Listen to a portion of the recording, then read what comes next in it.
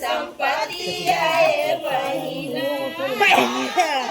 देव हो बाबा के संपत्ति है बहिना